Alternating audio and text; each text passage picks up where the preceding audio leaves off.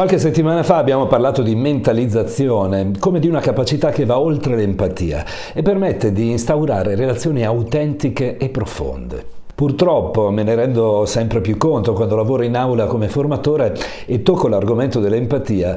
Molte persone non hanno ben chiaro di cosa si tratti, se non superficialmente, e non poche volte quando chiedo ai miei allievi cos'è l'empatia, assumono un'espressione di spaesamento e alcuni se ne escono dipingendola come la simpatia, quando sono due cose molto diverse tra loro. Non c'è da stupirsi, visto che siamo cresciuti in un paese in cui l'educazione in generale e la scuola dell'obbligo in particolare ci hanno preparato a livello tecnico, ma non ci hanno aiutato a riconoscere le sfumature emotive presenti nel nostro sistema e in quello degli altri. È un vero peccato, a mio parere, perché sono sempre più convinto che per poter instaurare buone relazioni sia fondamentale avere o coltivare certe capacità, in assenza delle quali è ben più difficile relazionarsi con gli altri e con se stessi. Oggi vorrei fare il punto sull'empatia, partendo da un concetto base. Si nasce empatici per la presenza di uno specifico gene che alcuni hanno e altri no, o avviene qualcosa di diverso?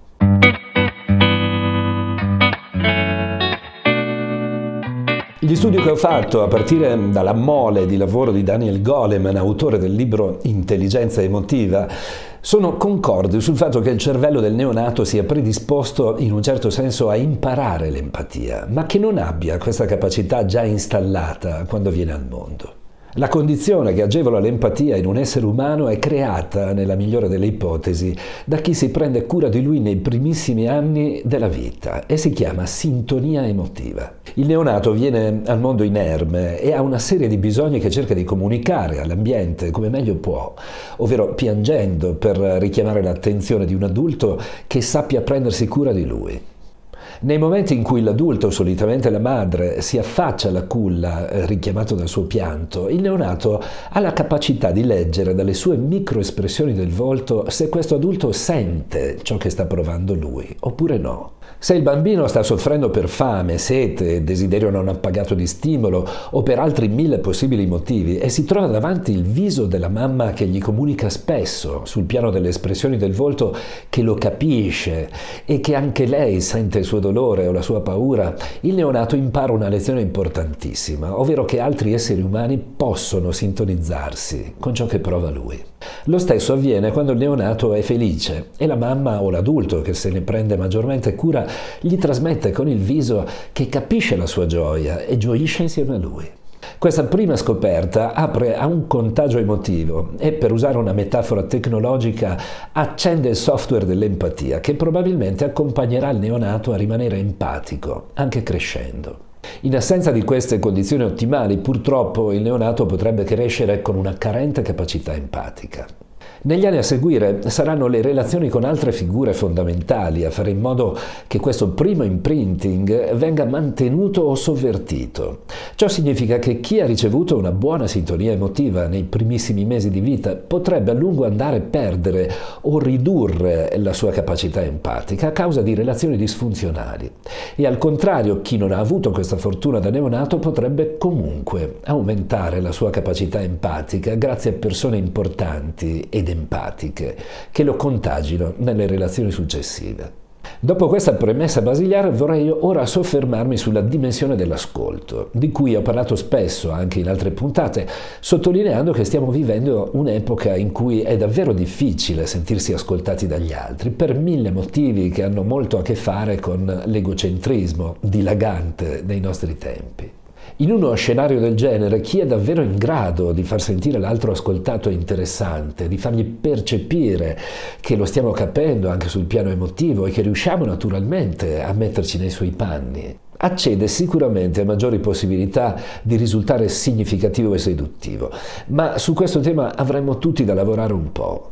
Si chiama ascolto empatico e prevede che alla base dell'ascolto stesso ci sia una buona dose di capacità empatica, appunto. Purtroppo, seppur mossi dalle migliori intenzioni, spesso boicottiamo il flusso del dialogo, risultando alla fine ascoltatori poco seri, dal momento che mettiamo in atto delle modalità che non sono funzionali a far sentire l'altro davvero convocato e interessante per noi. Quali sono queste modalità? Sono veramente numerose e vorrei portartene alcune tra le più usate. La prima è la tendenza a normalizzare il dolore o la preoccupazione dell'altro e a usare con le migliori intenzioni formule come andrà tutto bene, vedrai, non preoccuparti, vedrai che passerà, eccetera, eccetera. In questo modo è come se cercassimo di cancellare il dolore dell'altro, quando invece lui vuole solamente essere compreso in questo preciso momento. Un'altra modalità non propriamente utile è quella che ci porta a mettere in dubbio, sempre spinti dalla buona fede, la visione dell'altro, con frasi come «ma sei sicuro che sia vero? Non è che sono i tuoi pensieri un po' catastrofici?» In questo modo ci trasformiamo in un agente di polizia che interroga l'altro sulla base di poca fiducia nella sua versione e senza volerlo gli passiamo l'esatto contrario di ciò che vorrebbe ricevere, ovvero alleanza e comprensione profonda. Un'altra abitudine che ci allontana dalla dimensione dell'ascolto empatico è quella di dare consigli non richiesti, sfumatura molto tipica dei maschi che per struttura sono generalmente più portati delle donne a offrire soluzioni. Dovremmo ricordarci che chi si sta aprendo con noi sui propri dolori o sulla propria tristezza, a meno che non ci stia esplicitamente chiedendo di dire la nostra, non ha bisogno del nostro punto di vista, ma di essere ascoltato inizialmente. Solo in un secondo momento potremmo accompagnarlo a capire da solo che esistono punti di vista diversi dal suo, ma non imponendogli con formule come «se fossi in te farei», ma semmai facendogli domande che lo aiutino ad arrivarci con le sue risorse, come fa un coach, per esempio. Chi si persuade da solo si persuade meglio e prima, diceva Pascal, intuendo che i cambiamenti sono possibili non perché qualcuno ci spinge a farli, ma perché qualcosa ci attira. Una delle abitudini peggiori è quella di approfittare dell'input dell'altro che si sta aprendo su una sua difficoltà per dirottare il discorso su di noi. Avviene quando chi ascolta, dopo qualche battuta iniziale, ci dice ad esempio «a chi lo dici? Sapessi a me cos'è accaduto». E inizia poi a parlare di sé, liquidandoci in 448 e passandoci la sensazione di non essere per nulla interessato a noi.